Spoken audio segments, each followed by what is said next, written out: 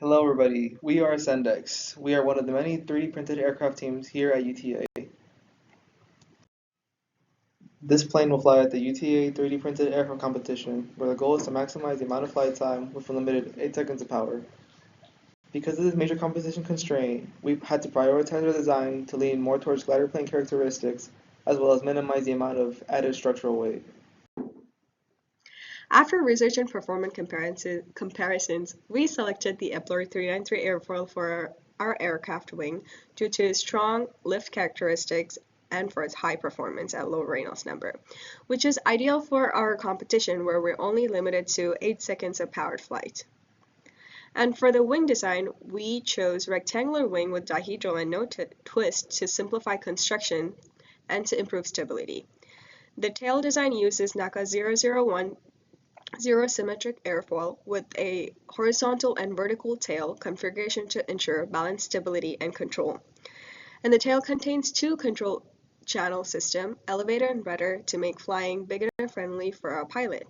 Finally, the fuselage is designed as a tapered pressure tube that narrows towards the tail to improve aerodynamics by reducing the bedded area and minimizing drag.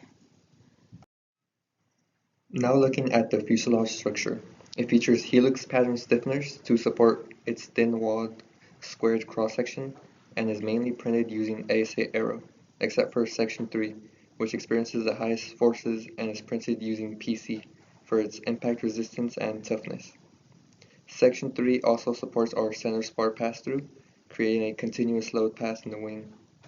The wings are made entirely of ASA Aero and feature 45-degree ribs to combat torsional forces, and includes a nylon carbon fiber spar throughout the entire wing, helping reduce the amount of deflection. So now moving on to the electronics, we will only have 8 seconds of thrust during the competition, so we chose electronics which are lightweight and will allow us to reach the maximum allowable altitude in those 8 seconds. So we went with the 4S lithium polymer battery to power our electronics. Next we went with a 2300 kilovolt rated motor to provide high RPM, and we paired the motor with a 25 amp electronic speed controller.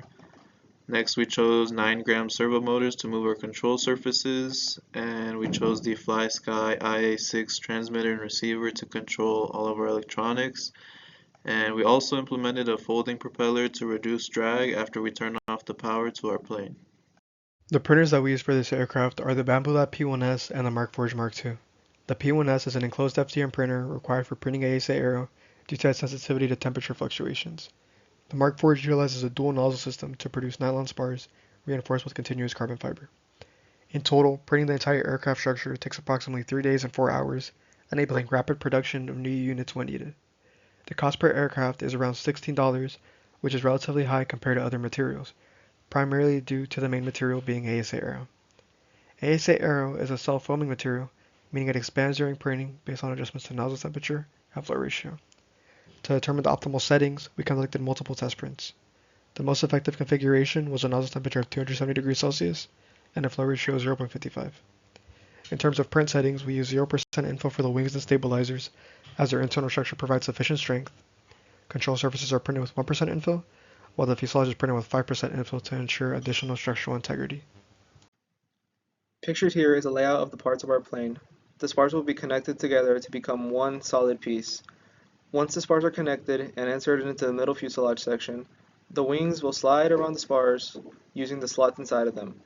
The majority of the fuselage will be connected using the cap and plug configuration designed into each section. Both horizontal and vertical stabilizers will be inserted into their slots on the tail, and lastly, TPU strips, shown here in blue, will be connected to the stabilizers and their respective control surface. Most of the parts connected will use a UV superglue at the seams for controlled hardening and ease of application. This was one of our most recent test flights. We chose an open field to give our pilot plenty of space to control the aircraft. Since this was still an early test, our pilot kept the power on throughout the entire flight to maintain stability and gain familiarity with the plane. The main goal of this flight was to give the pilot more flying experience, and it was a success. We stayed in the air for about 30 seconds and the aircraft was landed safely without any damage. This flight also allowed us to complete one of our key deliverables of a video demonstrating controlled flight. The V-3 aircraft has been tested and proven to be flight-worthy and capable of sustaining controlled flight, meeting the client's objectives and constraints, while also only weighing about 1 pound. Future plans for the aircraft will consist of improving its glide characteristics by reducing aircraft weight and drag. The next iteration is already in development and will be completed by the end of the spring semester, featuring a rounded fuselage and significant weight reduction. We would like to thank our advisor, Dr. Robert Taylor, for providing insight and guidance throughout this project. Thank you.